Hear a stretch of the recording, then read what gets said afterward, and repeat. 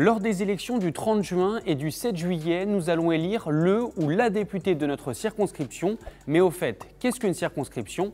On vous explique. Une circonscription, c'est un espace géographique délimité qui peut rassembler plusieurs communes, des quartiers d'une grande ville ou bien une partie d'une ville et des communes limitrophes. La France est divisée en 577 circonscriptions de 125 000 électeurs environ avec une marge de plus ou moins 20%. Pour respecter cette équité démographique, il y a régulièrement des redécoupages des circonscriptions pour deux raisons. La première pour suivre l'évolution de la population et la deuxième pour que chaque député soit élu dans une zone où il y a à peu près le même nombre d'électeurs. Le dernier redécoupage date de 2010.